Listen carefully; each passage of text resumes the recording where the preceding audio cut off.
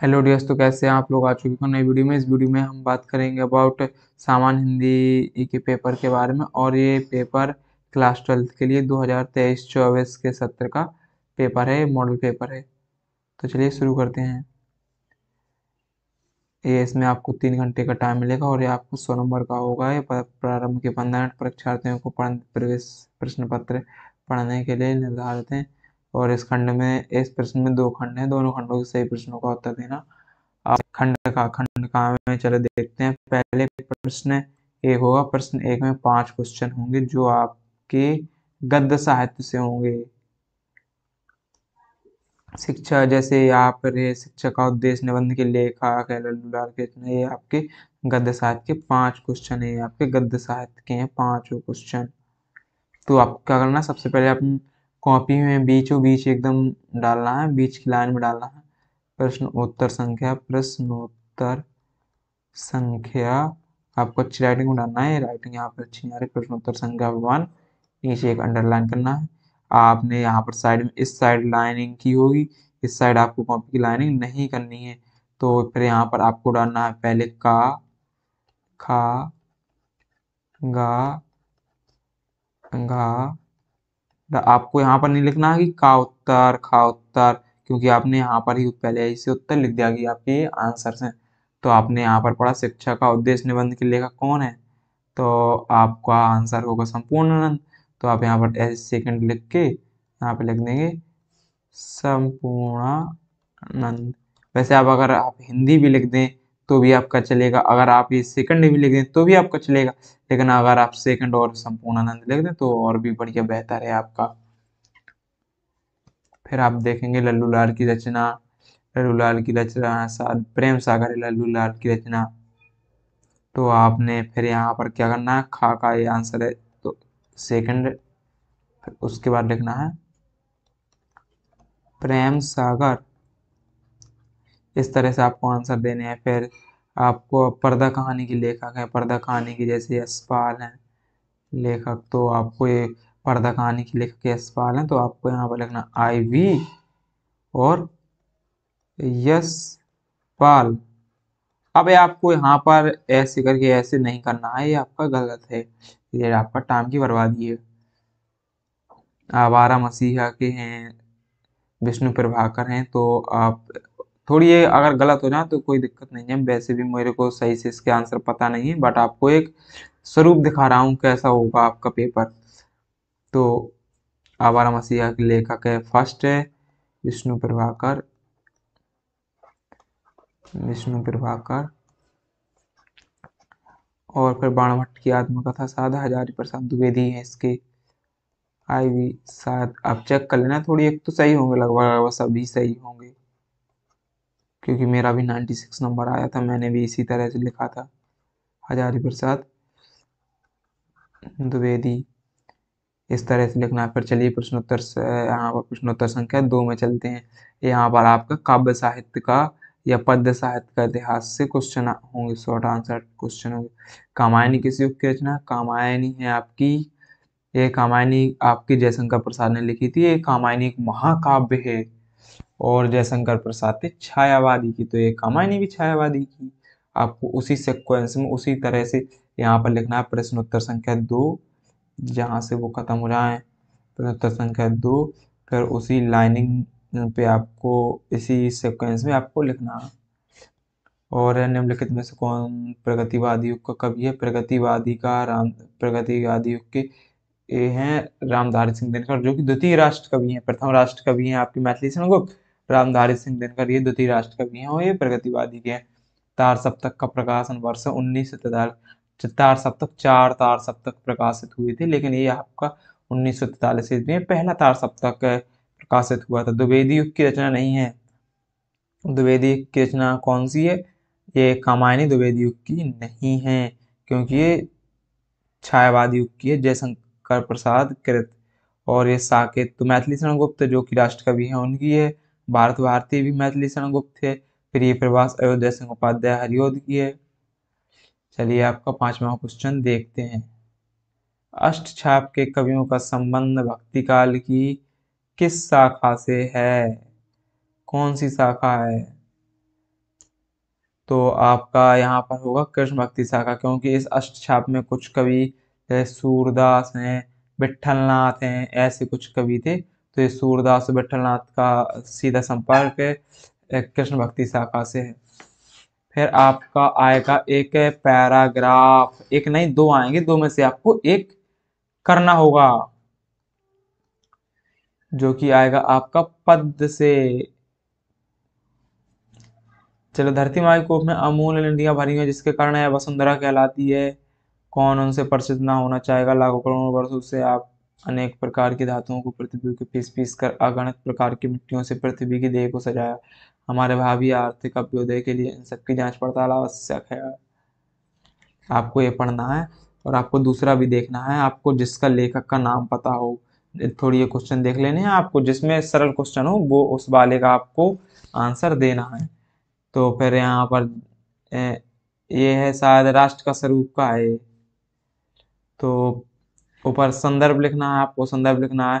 प्रस्तुत पद्यांश हमारी पाठ्य पुस्तक हिंदी के हिंदी के मतलब इस चैप्टर का नाम जो भी है, ये है शायद राष्ट्र का स्वरूप। राष्ट्र का स्वरूप है, या फिर शायद अशोक के फूल है, या जो भी हो, उसका आपको पाठ का नाम लिखना है। उसके बाद लिखना है ये हमारा इस कवि द्वारा लिखे थे, द्वारा लिखा गया है।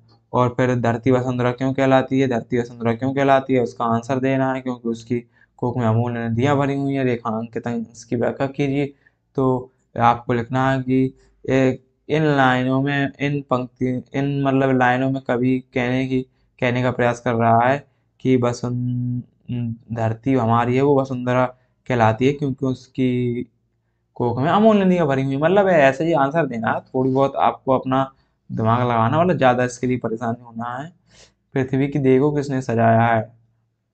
अब आप इसी को पढ़ के फिर पता कर लेना किसने सजाया। आप इस धातुओं को, अनेक प्रकार की धातुओं को पृथ्वी पर पीस पीस अगणित प्रकार की मिट्टियों से, यहाँ पर आपको अगणित प्रकार की मिट्टियों से पृथ्वी की देह को सजाया है। किसने, अब किसने, ये कोई ठीक है। चलिए नेक्स्ट चलते हैं। अब कौन आंसर दे इसका, किसने सजाया है। अपने आप सजाइए।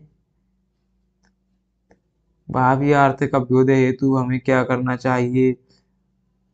हमारे भावी आर्थिक अभ्युदय के लिए इन सबकी जांच पड़ताल आवश्यक है। हमें इन सबकी जांच पड़ताल करनी रहनी चाहिए।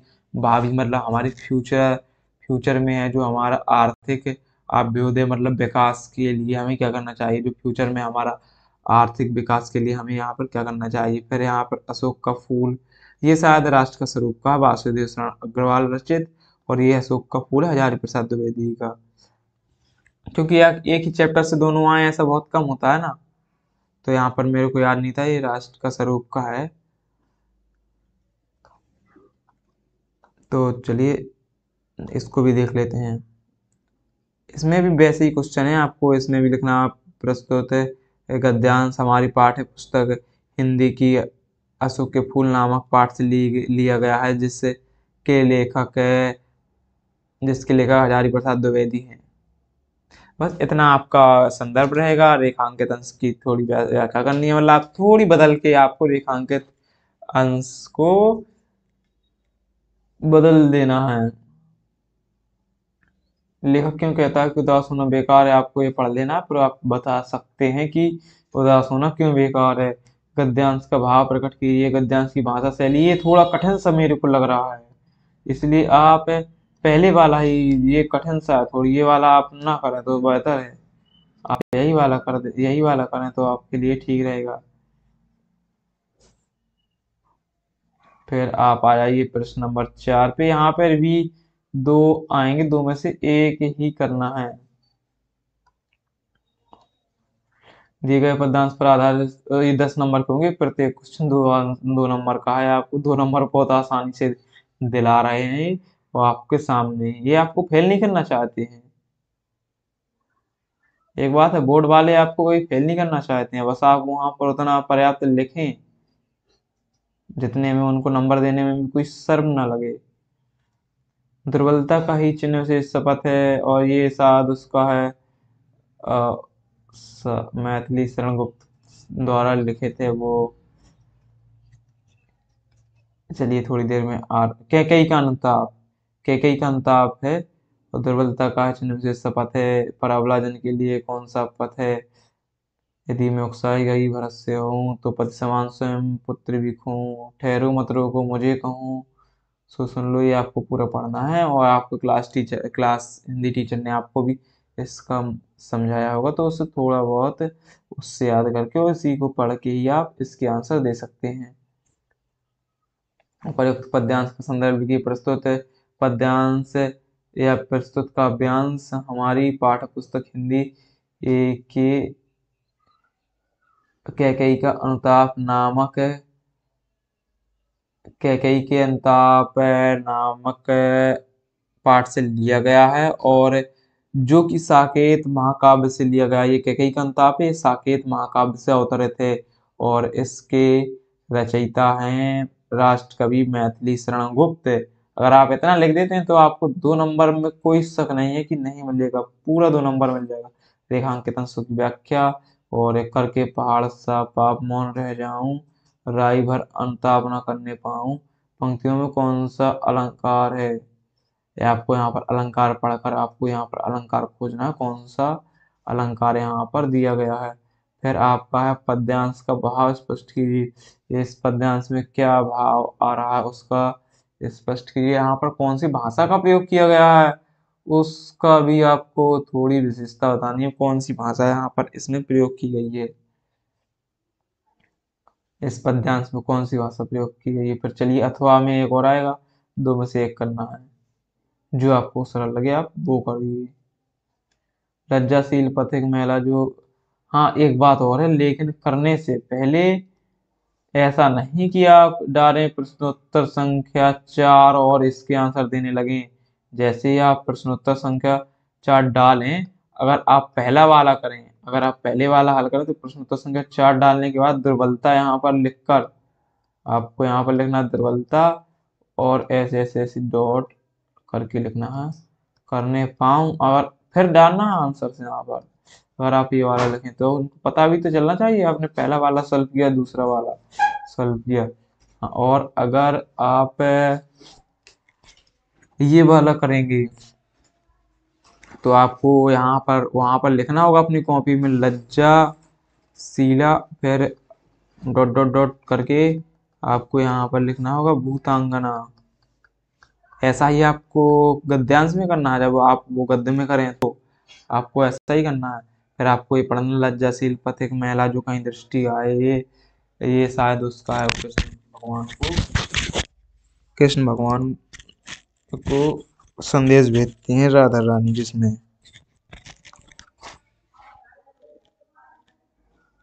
तो आपको ये वाला भी आप जो आपको सरल लगे, जिसके आपको लेखक याद हो और जिसमें क्वेश्चन सरल हो, वो आपको करना है। फिर आपको देखना है प्रश्न नंबर 5। प्रश्न नंबर 5 में आपका क्या होने वाला है?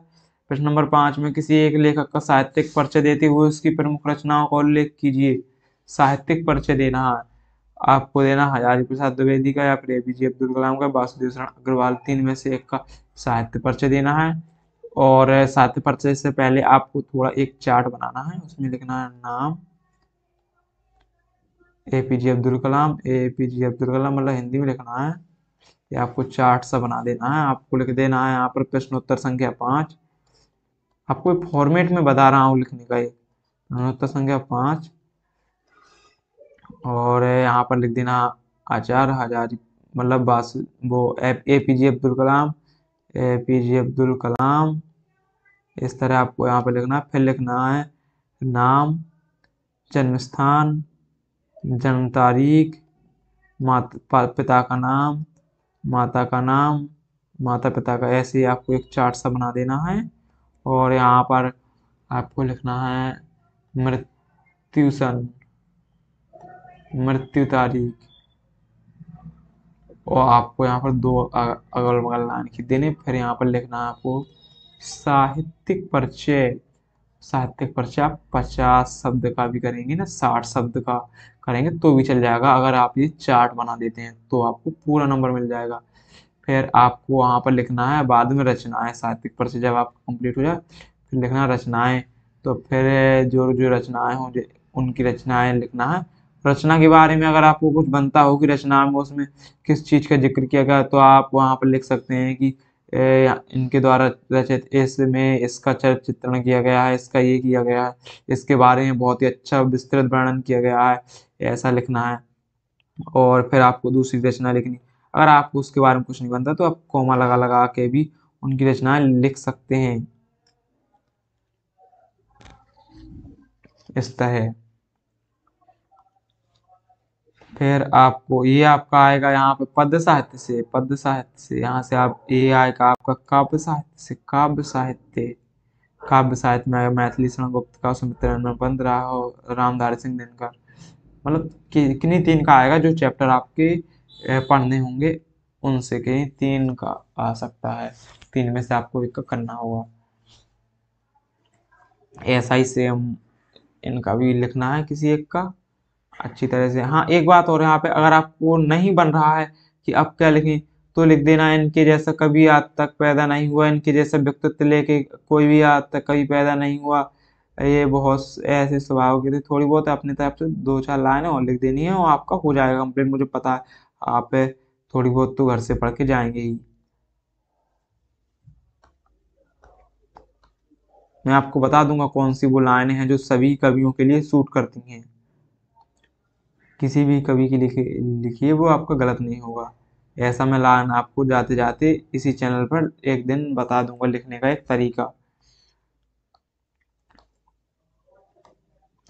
फिर आपका बहादुर प्रश्न नंबर 6 आएगा, 5 नंबर का आएगा आपका बहादुर या पंचलाइट कहानी के उद्देश्य। मतलब है बहादुर पंचलाइट, और एक कहानी और है आपका लाठी, और शायद एक और कहानी है कोई, तो हाँ ध्रुव यात्रा। इन कहानियों को आपको पढ़ना है, आपको देख लेना है कौन कौन सी कहानी हटी है, कौन कौन सी इस वर्ष आनी है। तो ध्रुव यात्रा कहानी की कथा वस्तु अपने शब्दों में लिखी, या बहादुर या पंचलाइट कहानी के उद्देश्य पर प्रकाश डाली। दो में से क्वेश्चन करना है। अच्छी अच्छी शब्द बहुत कम होते हैं, अगर आपने वो कहानी पढ़ी है एक बार, मतलब उसमें कहानी में आपने 1 घंटा लगा कर भी आप उनको पढ़ा, तो आप ये आसानी से बिल्कुल कर सकते हैं, कोई भी दिक्कत लेने की बात नहीं है कि वहां पर जाएंगे भूल जाएंगे, एग्जाम देने जाएंगे, ऐसा कुछ नहीं होता, आपको सब याद रहेगा, बस आपको पैसेंस रखना है। फिर स्वपठित खंड काव्य के आधार पर एक खंड के एक प्रश्न का उत्तर दीजिए।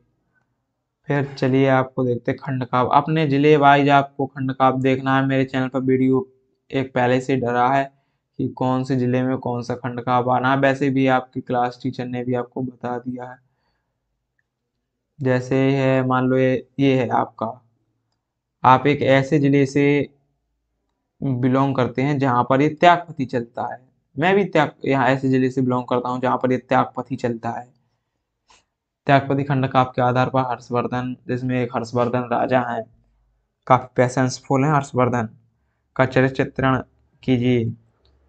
इनका चरित्र चित्रण करना है। त्यागपति खंड काव्य की कथा वस्तु को संक्षेप में लिखना है, दो में से एक करना है आपको। यहाँ पर आपके जिले के हिसाब से ही आएगा। और चलिए नेक्स्ट पर चलते हैं अब। हाँ, खंड का आ गया, खंड का में आ गया, दिए गए संस्कृत गद्यांशों में से किसी एक का ससंदर्भ हिंदी में अनुवाद कीजिए। ससंदर्भ, ये आपको बात ध्यान करनी है, ससंदर्भ है मतलब संदर्भ से है। महामना विद्वान वक्ता, धार्मिक नेता, ये आपने पढ़ा होगा, ये बहुत ज्यादा कठिन नहीं होते, मतलब एक बार आप पढ़ लेंगे टीचर से तो इसको लिख देंगे। इसको आपको ट्रांसलेट करना है हिंदी में, हिंदी में अनुवाद करना है। पहले संदर्भ लिखना है कि प्रस्तुत पाठ हमारे संस्कृत दिग्दर्शिका के चैप्टर, इस नाम के चैप्टर से लिया गया है। और आपको दो में से जो बनता है उसे लिख सकते हैं आप। चैप्टर का नाम आपको संदर्भ में लिखना है, जो भी आप दो में से करेंगे। और हाँ, यहाँ पर अगर आप ये करें, ये वाला करें, तो आप यहाँ पर लिख देंगे महामना डॉट डॉट डॉट एवासीत, अच्छा रहता है ये लिखना। और यार ये करें तो हंसराज डॉट डॉट डॉट अगच्छत, इसका आपको ट्रांसलेट कर देना है। 4-5 लाइन जितने में हो, आपको अपने तरफ से कोई लाइन जोड़ने की आवश्यकता नहीं है। फिर आपको एक आएगा, मतलब जैसे उसमें हिंदी में खंड का में आया था पहले गद्य का फिर काव्य का, इसी में गद्य का फिर काव्य का आया है अब। इसमें भी आपको 2 नंबर का संदर्भ है, 5 नंबर का आपका ट्रांसलेशन है। इसको दो में से किसी एक को आपको ट्रांसलेट करना है। पहले संदर्भ लिखना है फिर ट्रांसलेट करना है। नाम उसके भद्रम वावलूक श्यामी वेचनम अक्रुद्धस मुखम पश्च कथम क्रुद्धो भविष्यति। और ये परोक्ष कार्य हंतारम प्रत्यक्ष प्रियवादिनम वर्जेत तादृशमित्रम विस्कुंभम पेवमुखम। फिर आपके आएंगे मुहावरे।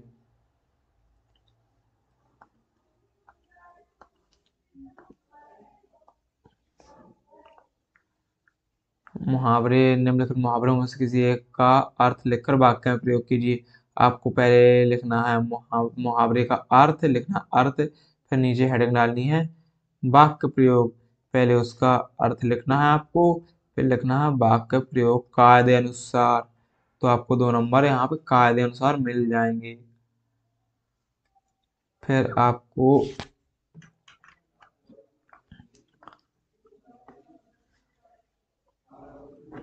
फिर अपठित गद्यांश पर आधारित निम्नलिखित प्रश्नों का उत्तर दीजिए। फिर आपको एक गद्यांश आएगा जो आपने कभी नहीं पढ़ा होगा, कभी देखा नहीं होगा। ये कहाँ से आया है, कहाँ जाएगा, बन जाएगा या नहीं बनेगा। पहले आपको ये पूरा पढ़ लेना है, ये पूरा आपको यहाँ से यहाँ तक पढ़ लेना है। फिर लेखक के अनुसार इच्छा लोभ आदि का क्या परिणाम होता है, आप ये पढ़ेंगे तो आपको पता रहेगा। आदर्शों की रक्षा के लिए सत्पुरुष का क्या रूप होना चाहिए, इच्छाओं का उदात्तीकरण का अर्थ स्पष्ट कीजिए, ये आपको करना है। या फिर इसके अथवा में भी एक है, नाटक प्राचीन काल से ही कला जगत में सर्वाधिक मनोरम और आकर्षक कला माध्यम माना जाता रहा है। इसमें भी आपको 3 क्वेश्चन दिख जाएंगे, जो में एक होगा 1 नंबर का, दो होंगे 2 नंबर का, टोटल 5 नंबर का आपको होगा।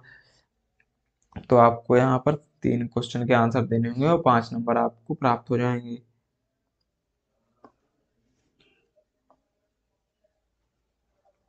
फिर आपका आ जाएगा शब्द युग्मों का सही चयन।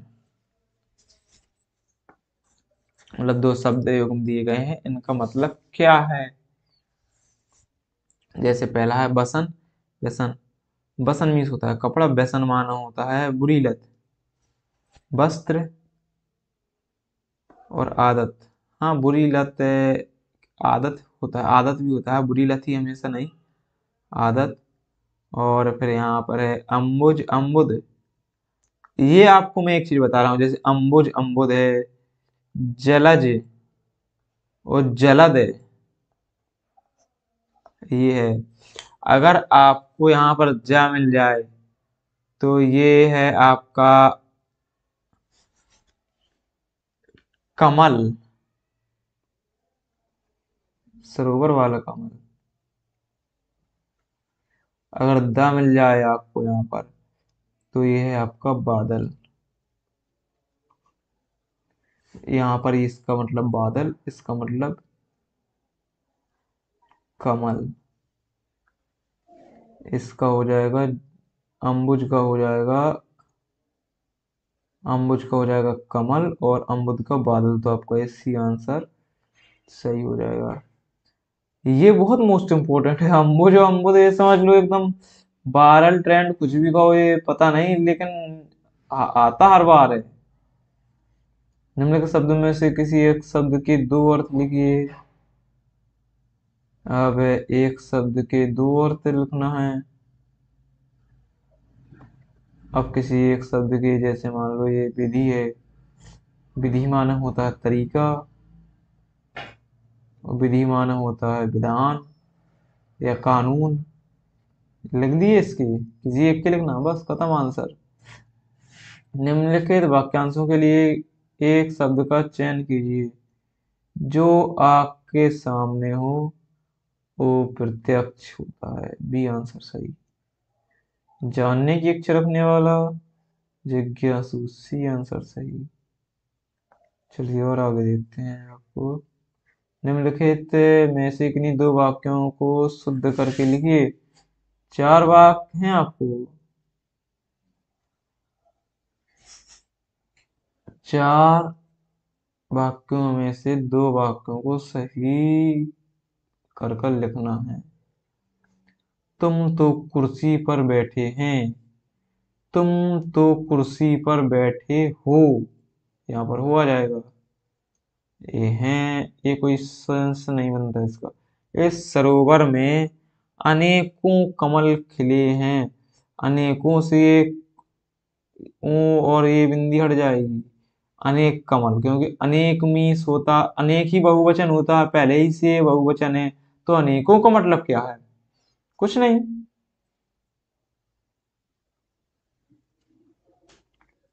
सम्मेलन में कवित्री ने भाग लिया। कवित्री ने सम्मेलन में भाग लिया है, ये ज्यादा सही सेंस रखता है। सम्मेलन में कवित्री ने भाग लिया से ज्यादा सही सेंस रखता है।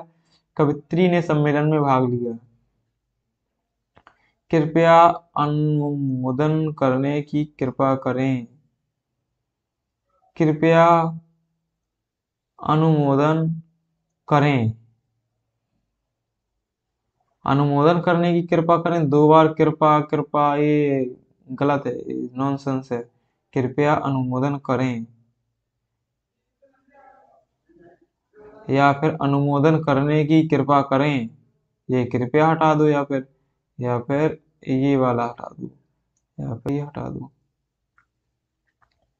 अब वीर रस हास्य रस का स्थायी भाव के साथ उदाहरण सहित परिभाषा लिखिए। वीर रस या हास्य रस। वीर रस, जब वीरता नामक स्थायी भाव अनुभाव विभाव और संचारी भाव से पुष्ट होता है तो वहां वीर रस की उत्पत्ति होती है। उदाहरण, वो खूब लड़ी मर्दानी, वो तो झांसी वाली रानी थी, बुंदेलो हरवेलो के मैं हमने सुनी कहानी थी। 2 नंबर आपके खाते में। इतना ही लिखना है। इसकी परिभाषा बहुत सरल होती है, मतलब इसका स्थायी भाव पता कर लो तो नामक लिख दो, वीरता नामक स्थायी भाव अनुभाव विभाव और संचारी भाव से पुष्ट होता है तो वहां पर वीर रस की उत्पत्ति होती है। बस खत्म, उसका एक आंसर। हास्य रस का भी उदाहरण होता है, माता पिता और भाई नी के गुरु गुरु ऋण रहा सोच बड़ जी के। ये वाला भी एक हास्य रस का उदाहरण है। श्लेष और उत्प्रेक्षा अलंकार का अथवा उत्प्रेक्षा अलंकार का लक्षण अथवा उदाहरण दीजिए। आपको 2 में से एक अलंकार का लक्षण या उदाहरण देना है। अश्लेष अलंकार में क्या होता है? सबसे पहला होता है अनुप्रास, यमक, श्लेष।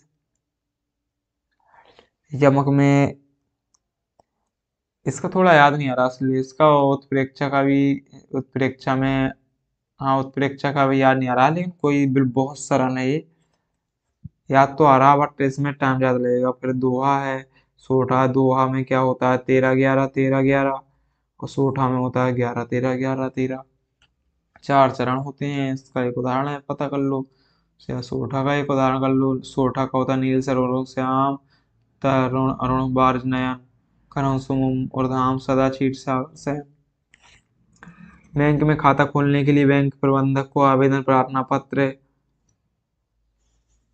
खाता खोलने के लिए बस उसमें आप थोड़ा लिख देना, हम एक स्टूडेंट हैं, हमें इस चीज की जरूरत है। तो फिर आपका मतलब ऐसा रहना चाहिए कि उसमें आपने प्रार्थना की है। ऐसा नहीं कि खुल जाना चाहिए खाता, ये हो जाना चाहिए, वो हो जाना चाहिए। मतलब थोड़ी विनम्रता रहे आपने, और अच्छी तरह से लिखना है कि कायदे अनुसार लिखना है आपको। जहाँ जो लिखना, डेट कहाँ डालनी है, एड्रेस कहाँ डालना है, धन्यवाद किधर बोलना है।